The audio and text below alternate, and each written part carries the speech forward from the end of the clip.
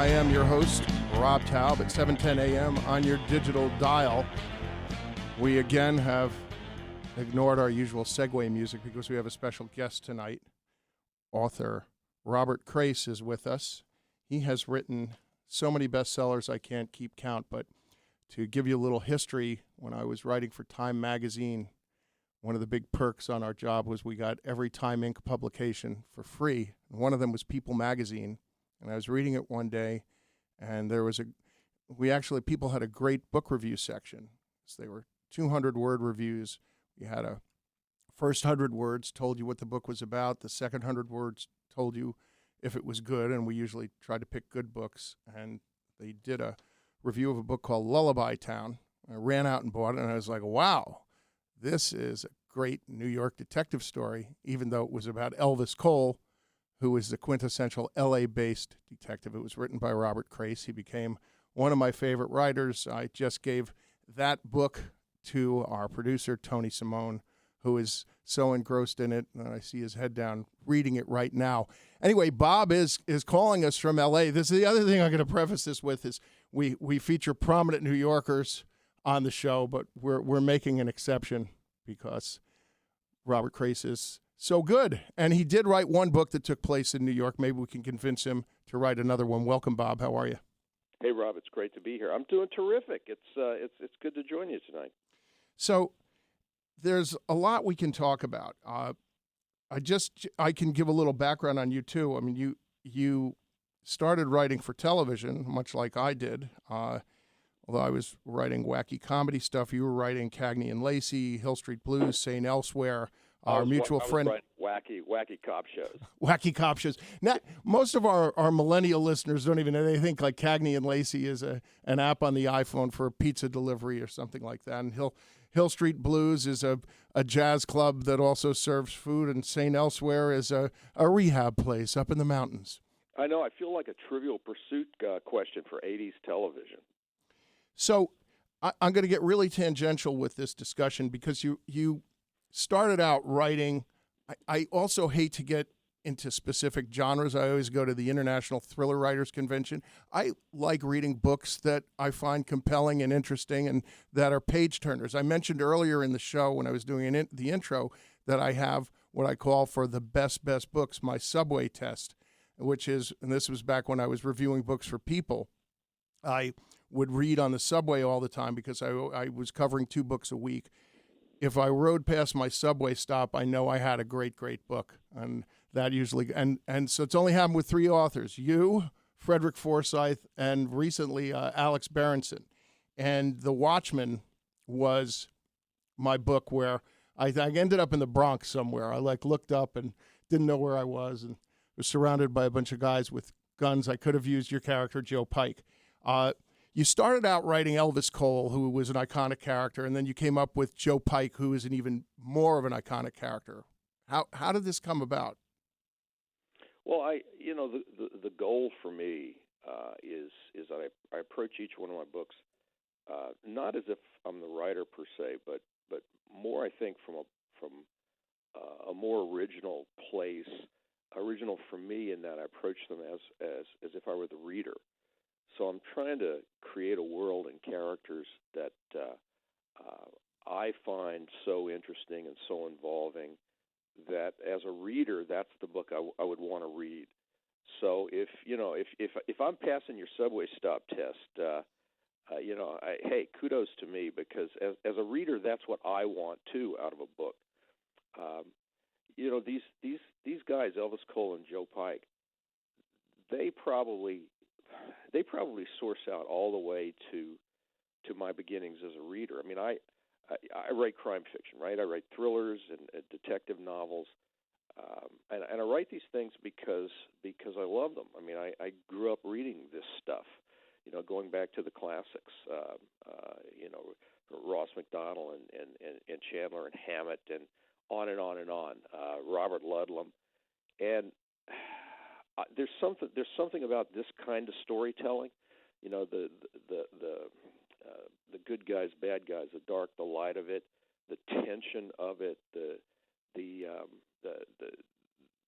fact that the characters, whether they're cops or good guys or bad guys, everyone has a lot at stake, and the characterizations tend to be of a more compelling, extreme nature because the situations are extreme.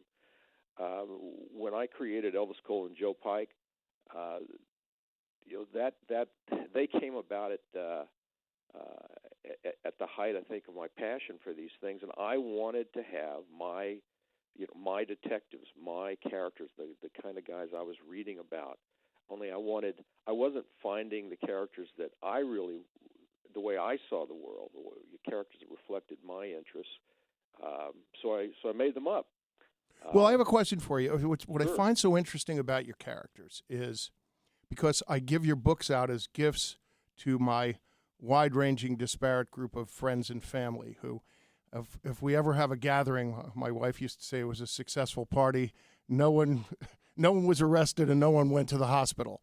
And I give them out to people, and the response, even if they've never read anything in the genre, that's why I hate to get locked into a genre, they always say, we feel like we know Joe Pike. Even though he's somebody they may not have anything in common with because he's a former Marine, mercenary, and a tough guy. I'm not sure what I'm allowed to say here on AM radio, so I don't want to get too descriptive with what Joe is, but he's tough. Well, he is. He's the guy I think that you want to have as a friend, and so is Elvis Cole. I mean, look, they're detectives. They're men of action. They're modern day adventurers. I mean, these novels, there are fiction, and there's a heavy dose of fantasy. No, not Game of Thrones, dragons, fantasy. But any time you have a series character, typically is a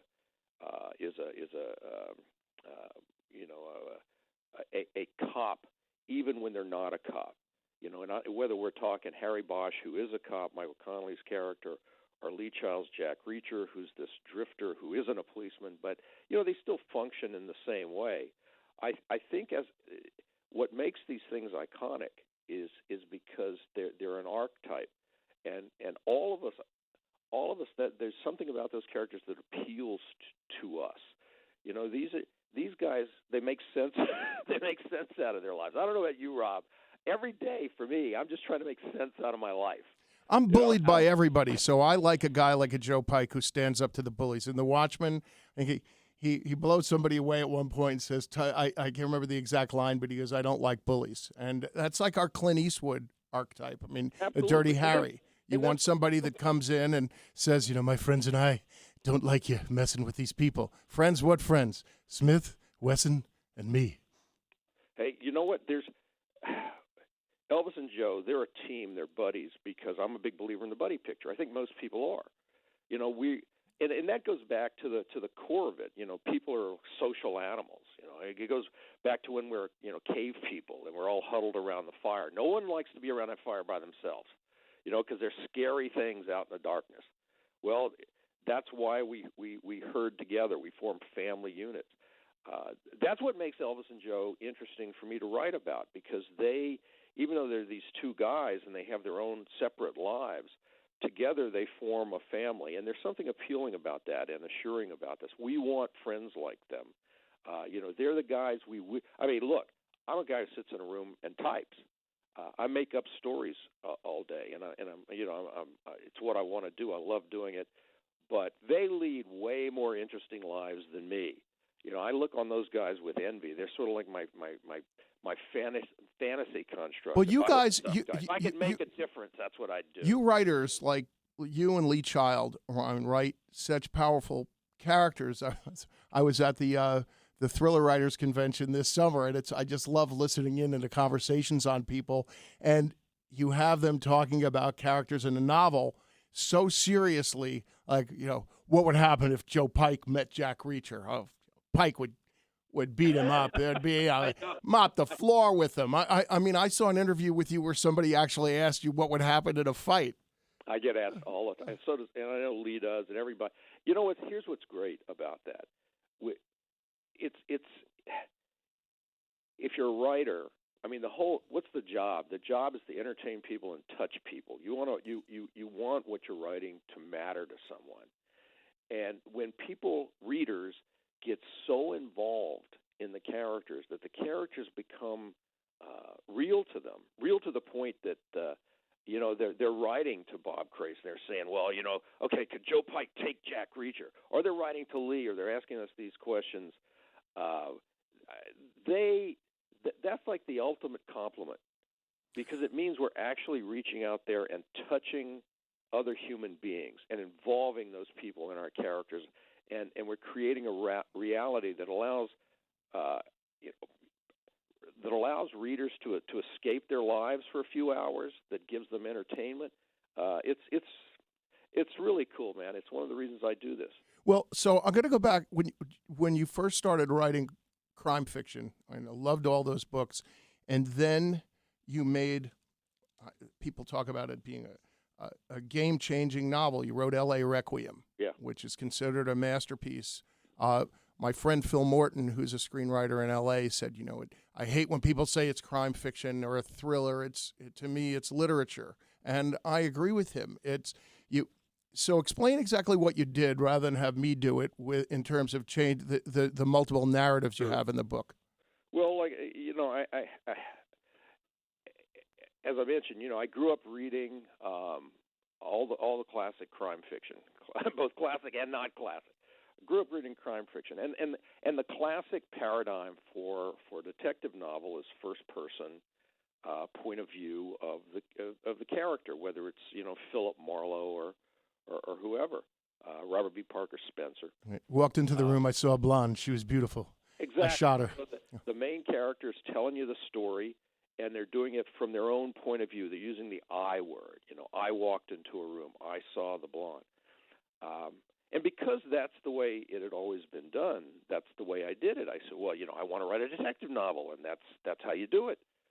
But over the course of the first few books, I began to feel more and more limited by that classic form. Not to say that I didn't love it. I loved it then. I love it now. But I began to feel, especially because the characters felt so real and rich to me, meaning Elvis Cole and Joe Pike, and the stories that I wanted to involve them in seemed to need a CinemaScope picture, a wider canvas where I could do a lot of the tricks and a lot of the nuances that I began to feel in my head for these stories, and I finally worked my way to it with the eighth book, which I felt at the time was like super risky. I mean, oh my God, everyone's going to hate this. My readers are going to hate this. And what was different about L.A. Requiem was its breadth and its depth. I went large. I broke the point of Elvis Cole's point of view. There was first person, there was third person, there were flashbacks. I moved back and forth in time. There was, it wasn't just Elvis Cole's point of view. It was Joe Pike's point of view. It was the bad guy's point of view. It was multiple characters' point of view. It was parallel storylines that were twining together throughout the thing. It was a big, scary piece of work for me to do, but the nature of the story, delving into how Joe Pike became to be the character he was, who he was, their friendship, Elvis and Joe, it needed that broad canvas. I actually, when I turned it in, I thought my publisher wouldn't want to publish it. They would just decide that this was unpublishable. It was a big mess. And I even told my agent, Aaron Priestett, I said, Aaron, listen, if they really hate the book, we can give them the money back. I mean, I just don't want to. I don't want them to be too upset with me. Well, I remember this is early on. This when you published L.A. Requiem in like 1999. I still dole out a lot of your books as a gift, but I read somewhere where you felt that was a starting point for a lot of people because then they could understand your characters better. And I gave it to my son when he was in college, and then I got a call or an email, and he was furious. He was like, tell Robert Crais I hate him. I'm like, why? He goes, I don't want to make a spoiler here for anybody that's going to go buy L.A. Requiem, which you should if you haven't read it, but you kill off like one of the great characters right. of the book. And he was so upset. And it's, again, you've really got your readers when you write characters that people feel so powerfully about. My son kept going, but why kill her? And well, it changed writing that book, and the way that book is written. Forever After changed the way I approach all my books. All the subsequent books have been written in that have been written in that larger, more complex way. And in fact, that's why when people ask me now, because I write a series, especially when new readers come, oftentimes there's a different. Certain readers have an urge to say, well, I got to start at the beginning. I can't read, The Promise because it's your 20th book, so I got to go back to The Monkey's Raincoat, your first book. I honestly don't believe that's necessary, and if people say, well, I want to start earlier, I always point to L.A. Requiem, not only because it tells you everything you need or could ever want to know about the two characters, but it's really more representative of how I write books now, today, with that richer, more complex storytelling techniques. So if you read L.A. Requiem and you don't like it, you're not going to like my work. In fact, if you read L.A. Requiem and you don't like it, I don't want you to read my work. Stop. Go away. But if you like that book, then you're going to like everything else I've written in, and the earlier books too. That's really, I think, the fabric of my universe, Elvis Cole's Los Angeles. It can be summed up beginning with that book, L.A. Requiem. Well, just to give our listeners a little bit of info about Joe Pike, he has tattoos on his deltoids, 2 red arrows pointing forward. I've, on occasion, when I've had too much of the grain and the grape usually mixed together, I was in North Carolina once, and I went into a tattoo shop and asked them to do that for me. Did you get them? No, the guy. Well, first, I'm a diabetic, so I'm not supposed to ever be getting a tattoo. Like a scab takes about a month to heal. He said, "Have you been drinking, sir?"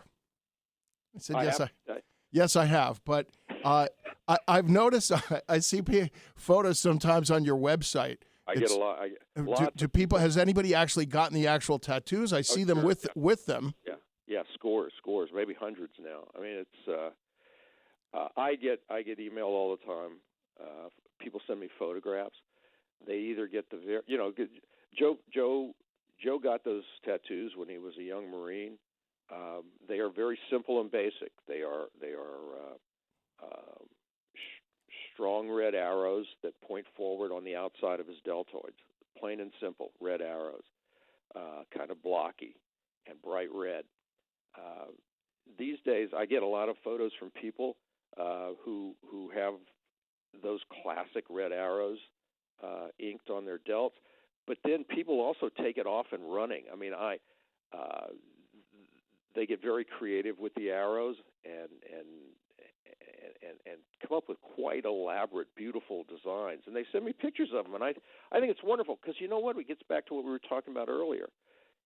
This character has touched these folks in such a meaningful way, and his philosophy and his life and his nature has meant so much to them that they're gonna create these, a permanent symbol of it on their bodies. I mean, that's just I actually even find that moving that they find such value in the work. Who could ask for more than that? Well, look, it's just also the internet has been a great help, but I found this when I wrote for Time and People, SI, magazines like that.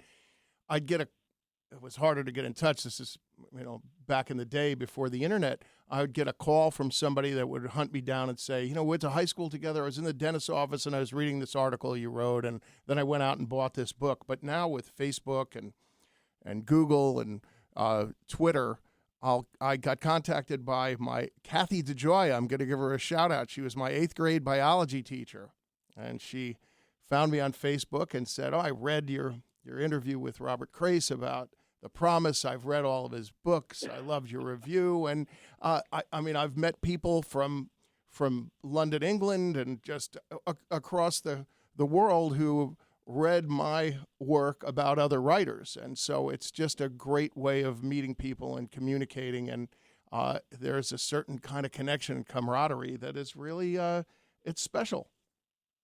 Yeah, it really is. It's the modern fabric of the next step of communication. I mean, in the old days,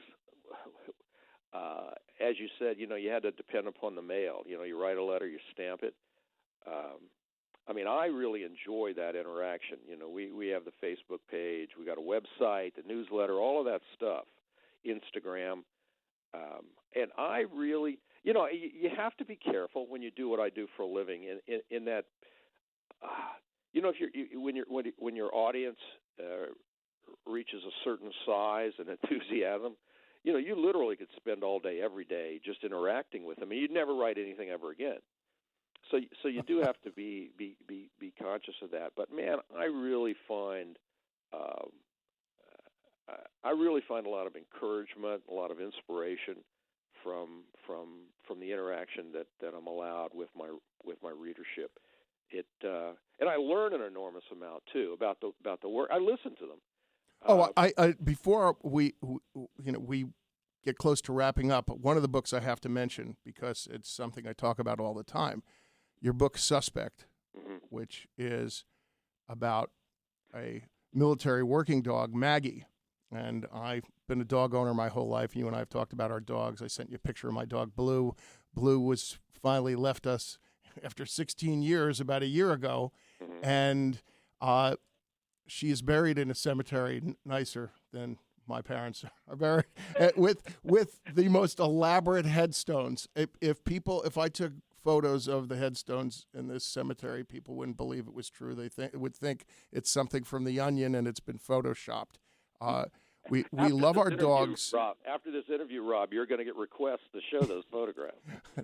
They're just so over the top. I mean, these monumental mammoth headstones with the dog's face and elaborately written poems about my dog, Buster. He was so great, and Fido, and yet people that I've given the Suspect to and people that have read my review about it they really love to speak about their dogs and about how much they learn from this book as dog owners. Well, it's so after all the Elvis Cole, Joe Pike books, the standalone thrillers that I wrote, everyone in my life, my professional life, thought I was loony when I said when I answered their question, "What's going to be your next book, Bob?" I said, "I'm writing about a dog." They thought this was the height of madness, but I'll tell you, it comes from the same. You just told a story about losing Blue. Suspect was a book that came from the same place. I had a dog for 12 years, a big Akita named Yoshi, and I lost him, and I was just locked in this horrible cycle of grief, which was just it was so involving. I started to think, are you nuts, Crais? I mean, can this possibly be normal? And the research that I began to do about the human canine bond really led to the fascinating world of military dog handlers and military working dogs, and then police canine handlers and police service dogs. And the more I learned about that special bond, exactly the same kind of bond that you felt I felt with my dog, I knew there was the strength there to write a really compelling, interesting, fascinating story. And again, because I'm my first reader, it was a story I wanted to read. And that led to Suspect, which really, I mean, people that love dogs just have embraced that book. We're getting our music coming up here. I didn't realize how long we've been talking, but I really recommend Suspect. I called it a first-class crime thriller about a story about, wait a minute, let me say that again. A rare hybrid, a first-class crime thriller, and a story about love between two friends, Scott and Maggie, a man and his dog. And it's a great, great book, and our listeners should go to robertcrais.com. Is that correct? C-R-A-I-S, first name Robert. Bob, you with me? I'm with you, Rob. Okay, well, it was great having you on the show. Hope you can come back sometime. It was really informative and fun. Love to. I had a good time. Okay. Thanks a lot, buddy. My pleasure.